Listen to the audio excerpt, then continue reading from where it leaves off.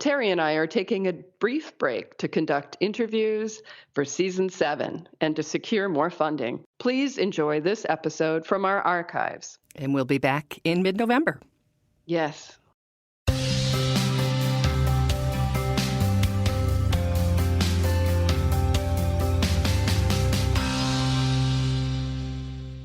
Hello, and thank you for joining us on Giving Voice to Depression. I'm Bridget. And I'm Terry. More than 350 million people worldwide suffer from depression, but you do not have to have it yourself to be affected by it. Its prevalence pretty much guarantees that someone you care about battles its darkness. This podcast tries to shine some light into that darkness.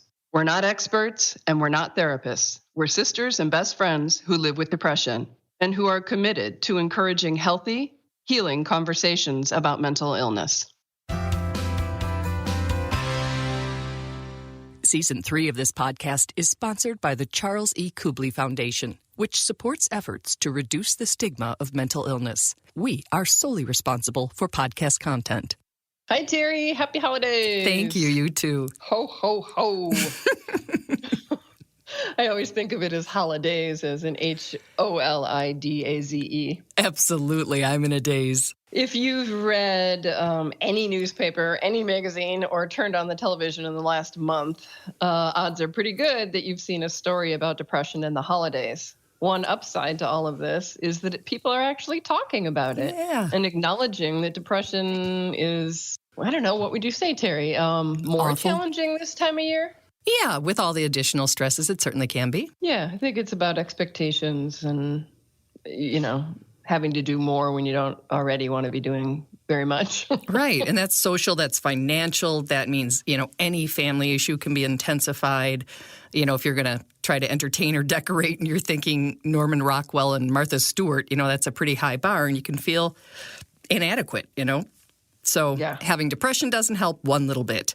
And one line I read from a therapist said, when one of the expectations of the holidays is to be happy, there's 100% chance of failure for a person with depression. And we reached out to that very therapist, whose name is Dr. Anita Sanz. And she's a psychologist with more than 25 years experience. We didn't want to do an audio version of the 3 reasons why this time of year might be difficult or the 5 ways that you can beat the holiday blues. We've heard it, yeah. Right, because we figure if that's what you wanted, it's, everywhere. You've already got it. So we were looking for something helpful and worthwhile and a little different. And we definitely found it. I think that there's a whole lot of stigma that still haunts people who aren't able to get into the holiday spirit, who aren't happy and merry and celebrating. And again, sort of using that lens of compassion, try to understand why would it be difficult for someone to feel the joy and the peace and the love that is supposed to be available at the holidays. What's blocking that? What is going on? Is it grief? Is it pain? Is it suffering? Is it some of the symptoms of depression that make it impossible to feel pleasure or happiness? Is it the lack of energy so that getting out is just so overstimulating, it's exhausting? Trying to understand things from the perspective of the person who's going through that. And I don't think we do that very often. We could also have called this episode, You Know Your Mother's a Therapist, because Anita was watching her daughter in a production of the show when all this occurred to her. I think it was the very first time that I really started to try to understand Scrooge as a human being and not as a character or a caricature, and try to understand the motivations behind, again, why? Why would he be so self-absorbed? Why was he unable, at least at this point in time in his life, to understand, where other people were coming from and to join in the celebration of the holidays? And I had just really never looked at it from that standpoint before, but certainly my training as a therapist and psychologist is all about trying to understand the motivations of people and to understand their personal histories. And I don't know why the light bulb just never had gone off before. I'll never think of Scrooge the same way, So with Scrooge, it may have been primarily grief that blocked his ability to connect with and enjoy life in the holidays. For many of us, it's depression or other invisible illnesses that can make us feel like we're looking through a window at people who seem to be experiencing actual holiday joy. Oh, we're there, but not connected if that makes any sense. It's all of these crazy, unrealistic expectations, which people who aren't dealing with diagnosable mental or medical health issues already are feeling, incredibly stressed and overwhelmed about. And then if you're dealing with those on top of it, it's just sometimes too much to manage. And so then if you see irritability, if you see people withdrawing, if you see people unable to or unwanting to join in, to me, that just makes sense. That's energy conservation, or that's maybe not even wanting to feel like you're putting a damper on other people's, ability to celebrate. So Anita says people often do one of two things. Either they will just absolutely refuse to join in parties or family events or other type of holiday celebrations because they feel like I don't have what it takes to be a fun or a good part of this. And I also know people who, because their depression are inconsistent, so they have good days and they have bad days, but they can't predict, when that's going to be. And so you have a holiday party invite that might not be for a week or two, and the person will decline them because they can't predict. They don't know where they will be at that day or at that time. And here's where what I'm calling Dr. Sanz's holiday gift comes in. This is a golden nugget of advice for anyone who has a friend or family member struggling with depression this time of year. And it's also a great suggestion for those of us who are to make to our friends and relatives, a sort of, hey, it'd be really cool if sort of thing. One of the best and kindest things you can do at this time is to offer the out, which is to say you don't have to say yes or no. You can show if it's a good day. If it's not, you don't have to. You won't be disappointing anyone. I've heard from many of my clients with depression say it's one of the best things in the world because it's a very low stress way then of either being able to show up if at the last minute they feel they can make it, but then they also don't feel like they're letting anyone down if they don't. And they don't have to do that early decline and then realize that they actually could have made it, but they already declined.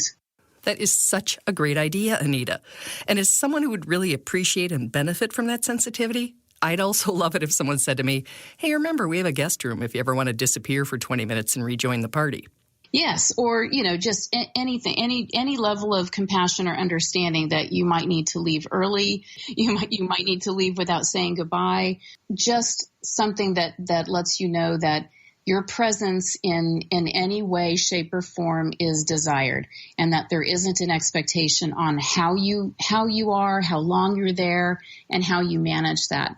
And that, to me, would be quite a gift that you could give to somebody with depression. We hope you got that because we think it's huge. Say to your friend or family member who may be having a hard time, hey, you don't have to answer right now, but you're invited. You feel like coming? You're welcome. You can't make it? No judgment. Just know that we love you and would love to have you there in whatever way works for you. Seriously, it gives me goosebumps. This is all I want for Christmas stuff right there. I have heard that makes a world of difference, and it will allow someone with depression to actually consider, being social, attending an event, whether it's with friends or family. And that can be so helpful at this time of year to feel like I can be a part of something. I can celebrate a little bit. It feels good to be around people, but to also know that if you get overstimulated, you can back out, and it's okay. It's not going to be a problem. Okay, so now we shift our attention to how we can offer that same understanding and compassion to ourselves. Anita preaches the basic four: sleep, nutrition, exercise, and some form of stress management to everyone. But she says for anyone struggling with chronic mental or medical health issues during the holidays, they're non-negotiable.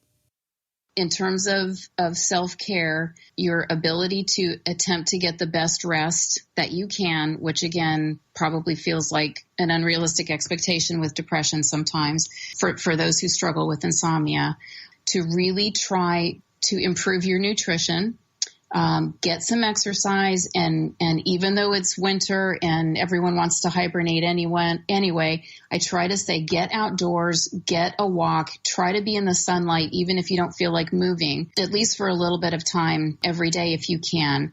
And then build something into your day that feels like it's loving towards you. It reduces your stress.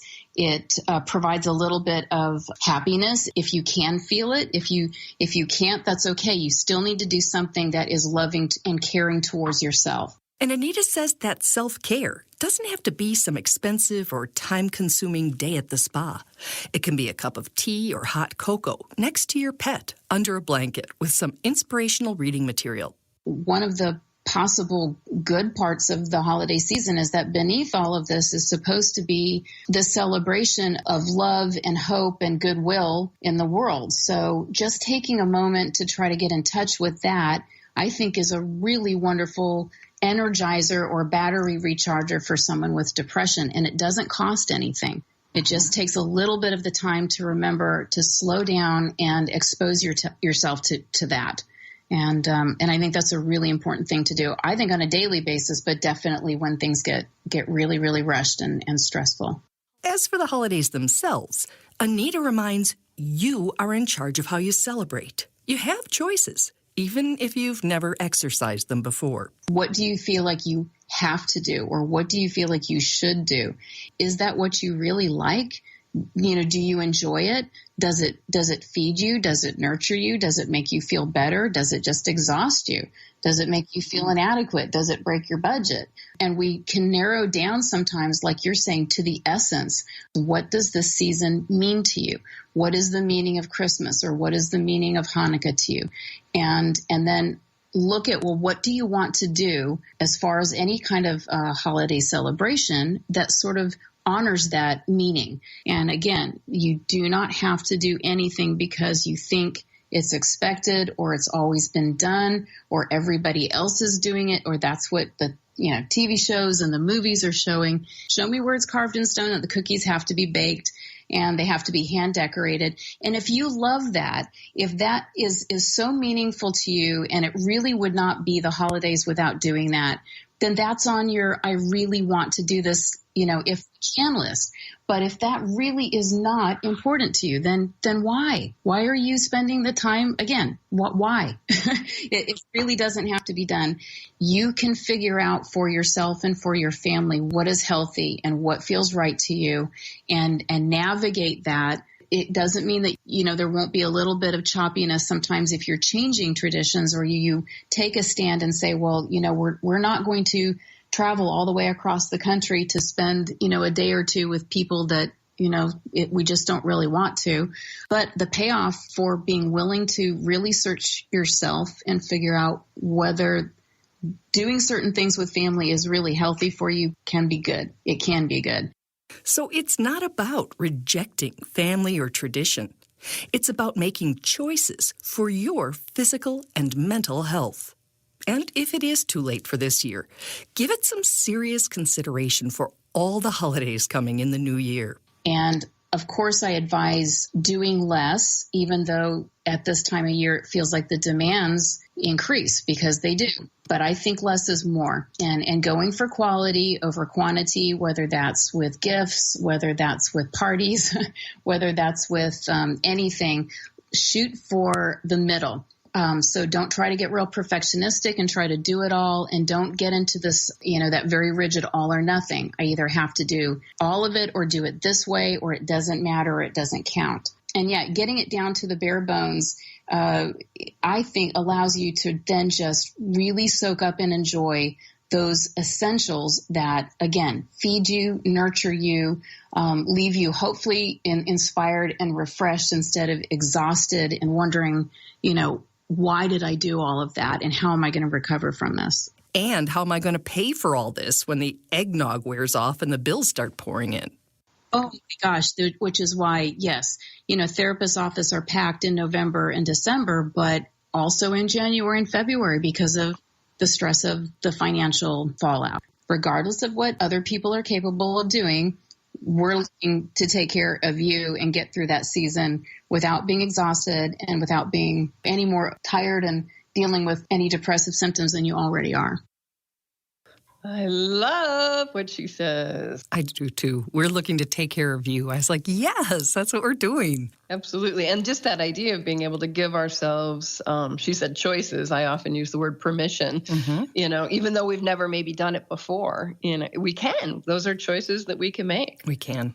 And we both are this year, which is interesting because we made them independent of speaking with Dr. Anita. And honestly speaking with each other about it. Mm-hmm. I'm keeping it simple around our house for sure. But I'm also noticing that underneath the relief of kind of letting those expectations go away, there's a little bit of anxiety that like Christmas is going to fall flat. So that's interesting. And there's another piece that I'm fascinated by that I sort of gave myself permission to do very little. And as a result of bringing that threshold down, I'm actually finding myself sort of stepping up and inviting people over for a drink to sit under the tree, or, it's not going to be a full. Because you have time to. I think for me, it's more of a, something internal, some pressure is relieved. Oh, interesting. So there's like an internal space more than calendar space or time. Interesting. I have made Christmas just Thanksgiving part 2. I've done it years ago. I just said, I like Thanksgiving because it's everything that's good about a holiday with good food and, the focus seems to be in the right place. And Christmas, for me, it wasn't in the right place. The whole gift thing, all the decorations, all of it just wasn't working anymore. So we pretty much have Thanksgiving again. And, may or may not be a couple of presents, but that certainly is not the focus. And it's just me and my kids, and I actually love it. I look forward to it. Absolutely. And when I do buy the presents, I'm going to do it after Christmas so we get more for our money. And I'm going to use smileamazon.com to give a little bit of that money back to giving voice to mental illness. That is awesome. And you're going to buy me things then, right? Kind of. One of the decisions I made, Terry, is I'm not doing the sisters' presents anymore. No, I agree with that. Take the S off sisters and just make it sister. I love you, Bridget. Bye, Terry. Happy holidays. Happy I hope holidays. Everyone listening and everyone who's been a part of this amazing journey in our first year has a wonderful holiday or a restful holiday or a restorative holiday, whatever they're looking for. Yes. And that in the new year, they have mental health. And we'll be back the first Tuesday of January with a new edition. We are going to take off 1 week to not make a big deal out of the holidays. We will still be posting daily on the Giving Voice to Depression Facebook page, though, so you can catch up with us there. We hope that our podcasts bring about a little more understanding or help people articulate their experience of depression a little more.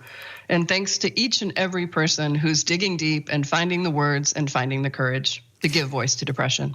And you can find our podcasts on our website, givingvoicetodepression.com, as well as on iTunes, where we hope you will subscribe, rate, and respectfully comment. And please remember, if you're hurting, speak up. If someone else is hurting, listen up.